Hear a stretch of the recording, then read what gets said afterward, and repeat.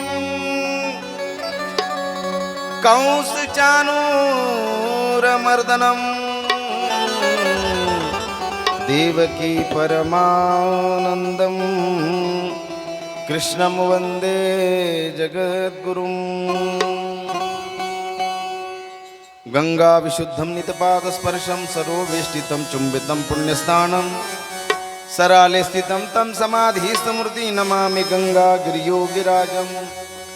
तपोज्ञान वैराग्य भक्ति स्वरूपं सदा अलंकृतं साधु संन्यास योगं मुखे यस्य वेदांत शास्त्रार्थ नीतिं नमो नारायण गिरि ब्रह्म स्वरूपं। ध्यानमूलं गुरुमूर्ति पूजामूलो गुरुपदं मंत्रमूलं गुरुर्वाक्यं मोक्षमूलं गुरुकृपा। गुरुर्ब्रह्मा गुरुर्विष्णु गुरुर्देवो महेश्वरा गुरुर्साक्षात् परब्रह्म तस्मै श्री गुरवे नमः। कर्पूरगौरं करुणावतारं संसारसारं भुजगेन्द्रहारं सदा वसतं हृदयारविन्दे भवं भवामि सहितं नमामि। युवान्तप्रविश्य मम वाचमां प्रसुप्तां सञ्जीवयत्यखिलशक्तिधरस्वधाम्नां अन्यौस्तहस्तचरणश्मणत्वगादीन् प्राणान् नमो भगवते पुरुषाय तुभ्यं।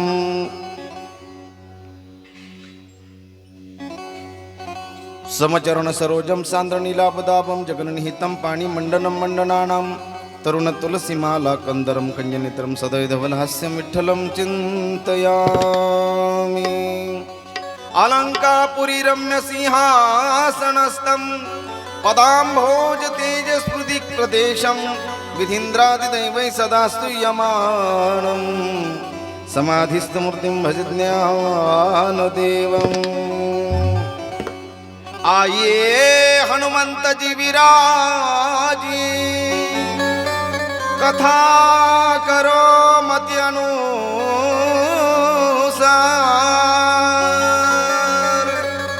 प्रेम सहित गादी धरो पधारियो पवन कुमार सियावर रामचंद्र की जय। उमापति महादेव की जय। पवन सुत हनुमान जी महाराज की जय। बोलो रे भाई सब संतान की जय। गजानना गजानना पार्वती नंदना मोरया गजानना। गजानना गजानना पार्वती नंदना मोरया गजानना।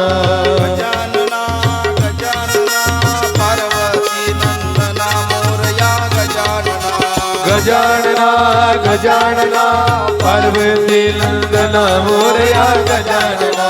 पार्वती नंदन गजानना पार्वती नंदन गजानना। पार्वती नंदन गजानना पार्वती नंदन गजानना। गजानना गजानना पार्वती नंदन मोरया गजानना। गजानना गजानना पार्वती नंदन मोरया गजानना। हे गजाननाची आवड मोठी धावत आले भेटी साठी। गजाननाची आवड मोठी धावत आलो आरतीसाठी। गजाननाची आवड मोठी धावत आलो कथेसाठी। गजाननाची आवड मोठी धावत आलो कथेसाठी। ओ गजानना गजानना पार्वती नंदना मोरया गजानना। गजानना गजानना पार्वती नंदना मोरया गजानना। हे मोरया रे बाप्पा मोरया रे। मोरया रे बाप्पा मोरया रे। हे मोरया रे बाप्पा मोरया रे। मोरया रे बाप्पा मोरया रे। हे मोरया रे बाप्पा मोरया रे। मोरया रे बाप्पा मोरया रे। हे मोरया रे बाप्पा मोरया रे। मोरया रे बाप्पा मोरया रे। गणपती बाप्पा मोरया.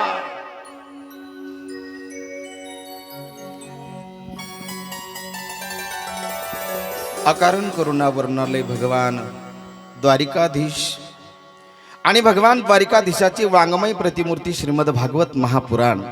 गेली 2 दिवसापासून आपण या दिव्य अशा महापुराणवर भागवत महापुराणवर तुम्ही आम्ही खेळीमेळी गदारोळी आनंदी 2 दिवसापासून चालू असलेलं आपलं हे भागवत चर्चा सत्र. श्रीमद भागवत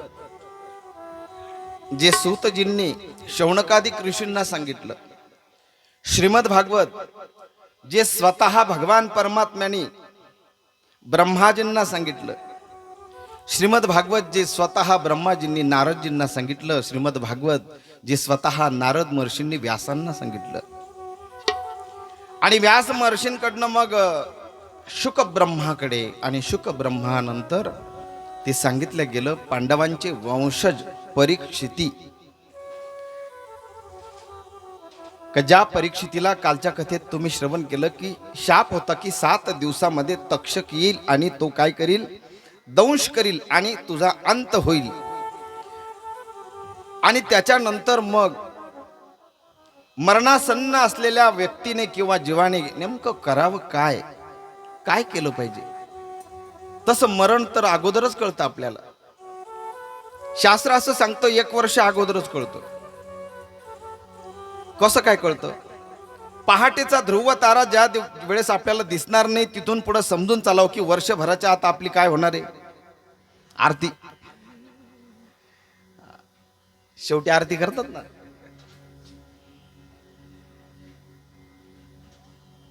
त्याच्यानंतर 6 महिने अगोदर पण कळतं, त्याच्यानंतर 3 महिने अगोदर कळतं. परंतु आमच्या संतांनी त्याच्या अलीकडे आले. आणखी किती अलीकडे आले? 1 महिना आधी पण कळतं. आपण आंघोळ करताना, स्नान करताना आपल्या अंगावर जे आपण पाणी टाकतो ते पाणी आपल्या खांद्यावर आणि छातीवर जर कधी राहिलंच नाही, कोरडीच जर राहिली, समजून चालेल का 30 दिवसाच्या आत आपलं काय होणार आहे. पत्रिका वगैरे तयारी करायला काय हरकत. त्याच्याही अलीकडं संत आले.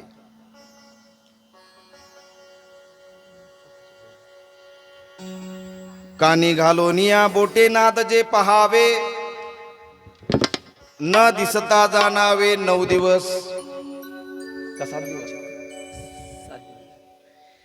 9 दिवसाच्या आधीच आपल्याला कळतं आपले बोट आपण आपल्या कानामध्ये घालायचे. जर कधी विशिष्ट प्रकारचा ध्वनी येतो बघा, आता नका घालू लगेच, घरी गेल्यावर विशिष्ट प्रकारचा ध्वनी येतो, ओंकाराचा ध्वनी येतो. तो ध्वनी जर आपल्याला ऐकून नाही आला आपलाच ध्वनी, तर समजून चालायचं की 9 दिवसात 8 दिवसात आपलं काय संपणार आहे. त्याच्याही अलीकडे अजून आले. भोवया पाहता न दिसता जाणा, म्हणजे डोळा घालून या बोट चक्र जे पाहावे न दिसता जाणावे 7 दिवस. आपला बोट आपल्या डोळ्यामध्ये घालायचं आणि ते डोळ्यात बोट घालायचं, म्हणजे असं सरळ नाही घालायचं, डोळे बंद करायचे. काही प्रयोग करते. मी मागच्या कधीच सांगितलं, गडचिरोली जवळ एका म्हातारीने घातलं बोट. बरं, 3 निदान चष्मा तर काढावं की नाही. डोळे बंद करायचे, बोट असं जोरात खोचायचं. एक पांढरं असं वलय पटल दिसतं. ते पटल जर आपल्याला जर दिसलं नाही तर समजावं 7 दिवसामध्ये आपण काय करणार आहोत, जाणार आहोत. मला आपल्या भुवया स्वतः आपल्याला डोळ्याने दिसतात, त्या न दिसायच्या त्या बंद झाल्या की समजावं 5 दिवसामध्ये आपलं काय. आणि अजून एक सांगितलं, ते फारच जवळ सांगितलं, महाराजांना माहिती. न सागरीचे अग्र नदी सता नयनी, न सागरीचे अग्र नदी सता नयनी, मना तेची दी राम कृष्ण, मना तेची दी राम कृष्ण. मना तेची दीनी राम कृष्ण, मना तेची दीनी राम कृष्ण. वगैरे महाराजांसाठी एकदा जोरात टाळी वाजवणार. आपल्या कथेची रंगत खऱ्या अर्थाने ती असं वाटतं ना की अजून 4-5 दिवस कथा पाहिजे. मला तर वाटतं तू म्हणशाल घ्या आवरून. घ्या उरकून. आम्हाला अनुभव आलेले लखारे महाराज. आम्ही कथा सुरू होत नाही तेच बाहेरून तो खुनवायला उरका महाराज लोक जेवायचे. अरे मग जेवणच ठेवायचं ना, कथा कशाला ठेवली. या आपल्या वैकुंठवासी कैलासवासी साहेबराव तात्या साहेबराव चांगदेव पाटील जगताप यांच्या द्वितीय पुण्यस्मरणाच्या निमित्ताने असलेली भव्य आणि दिव्य अशी ही घरगुती भागवत कथा. जगताप पाटील परिवार खरं तर भाग्यवान परिवार म्हणावं लागेल. अरे मनुष्य गेल्यानंतर सुद्धा त्याचं पुण्यस्मरण होतं आणि त्याच्या पुण्यस्मरणाला कथा होते. एक दिवसाचा कार्यक्रम करायचा तर फार नाकात दम येतो. परंतु एवढं कथेचं आयोजन त्यांनी केलं, त्यांच्यासाठी एकदा जोरदार आपण सर्वप्रथम टाळी वाजवून स्वागत करूया. धन्य आहेत महाराज. कुडी कन्या पुत्र होती जे सात्विक तयाचा हरिक वाटे देवा. आमचे जगताप सर असतील, पत्रकार जनार्दन सर, त्याचप्रमाणे आमचे कैलाश महाराज जगताप, त्याचप्रमाणे दत्तात्रय महाराज जगताप. ही सर्व मंडळींच्या पुढे महाराज का लावलं त्याचं कारण आहे महाराज. कारण मी महाराज, मला जे काही घडवलंय महाराज, ते या परिवाराचा खूप मोठा वाटा आहे त्याच्यामध्ये. सुरुवातीपासून अगदी जे आध्यात्मिक मार्गदर्शन जे मला लाभलं, आमच्या परिवाराचे त्यांचे स्नेहाचे संबंध असल्या कारणाने ऋषिकेश असेल, हरिद्वार असेल, त्यावेळेस गीता पाठासाठी कैलास महाराजांबरोबर ऋषिकेशला जाण्याचा योग, तिथे राहण्याचा योग, सरांबरोबर बेटामध्ये जे बेट, जे गंगागिरीजी महाराजांचं बेट जे मला माहीत झालं, ते बोट धरून जर नेलं असेल तर ते आमच्या जनार्दन सरांनी नेलं. त्यांच्यासाठी एकदा आपण टाळी वाजवली. सरांमुळे मी राहिलो बेटामध्ये. परंतु असं आहे की आमच्या दोघांचे दाखले होते तिथं, पण आमचं काही नशिबात लवकर नव्हतं. आम्ही आलो पळून. सर मात्र राहिले तिथं. असा जगताप पाटील परिवार. वैकुंठवासी तात्यांची आठवण या निमित्ताने आपण रोज काढीत आहोत. सज्जनाची आठवण काढणं, संत महापुरुषाची आठवण काढणं. तात्या नुसते सज्जन नव्हते तर ते साधक सुद्धा होते. पुण्यवंत भावे येत सजनाची नावे, येत सजनाची नावे, येत सजनाची नावे. पुण्यवंत भावे येता सज्जनाची नावे, येता सज्जनाची नावे, येता सज्जनाची नावे. पुण्यवंत भावे महाराष्ट्रांनी गोड प्रमाण दिला. अगदी त्याला म्हणतो ना आपण, एकदम गोळी कशी बसली पाहिजे, एकदम पाचर ठोकतो ना आपण, अशी मारली पाहिजे की परत ते हलायचं कामच नको. फिट बसला अगदी प्रमाण. पुण्यवंत व्हावे घेता सज्जना. सज्जनाचं नाव जरी घेतलं तरी पुण्य मिळतं. पुण्य मी काय सांगत होतो, सज्जन. तात्या सज्जन होते. नुसतं सज्जन नव्हते तात्या, तर ते साधक होते. नुसते साधक हा सज्जन असतोच. वाक्य नीट आहे का? बसू दे तिला, बसू द्या. ते कॅमेरावाले घाबरतात, दुसरं काही नाही. जा बाई जा. हा जा. वा वा. सज्जन आणि साधक, लक्ष द्या इकडं. तात्या सज्जनही होते आणि साधकही होते. वाक्य पुन्हा ऐका. सज्जन माणूस हा साधक असेलच असा काही नियम नाहीये. साधक सज्जन असू शकतो नाही. साधक हा सज्जनच असतो. साधक हा सज्जनच असतो. परंतु सज्जन माणूस साधक असेलच असं मात्र नाही. सज्जनामध्ये साधकामध्ये फरक आहे. सज्जन काय महाराज, कधी कुणाला पीडा नाही करत, कधी कुणाला त्रास देत नाही, ज्याच्यापासून कधी कुणाला शेजाऱ्याला सुद्धा अपाय नाही, कुणाची चहाडी नाही, कुणाची निंदा नाही, कुणाची स्तुती सुद्धा नाही. सरळ, अगदी सरळसोट चाकोरीमध्ये वागणं. नजर चांगली आहे, भाव चांगला आहे, दुसऱ्याबद्दलचं मत चांगलं आहे, कुणाबद्दलच द्वेष नाही, त्याला सज्जन म्हणावं.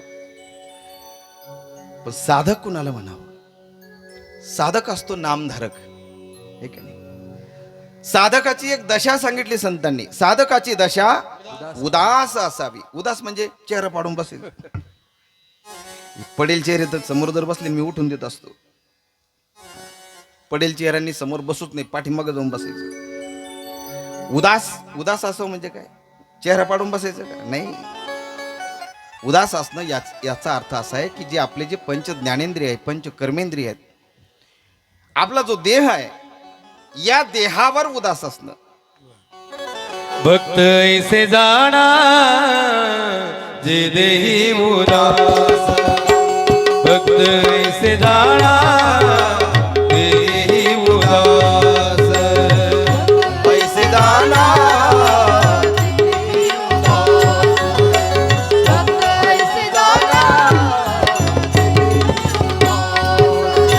गेले आशा पाश निभरोनी, गेले आशा पाश निभरोनी, विषय तो त्याचा झाला नारायण, विषय तो त्याचा झाला नारायण. विषय त्याचा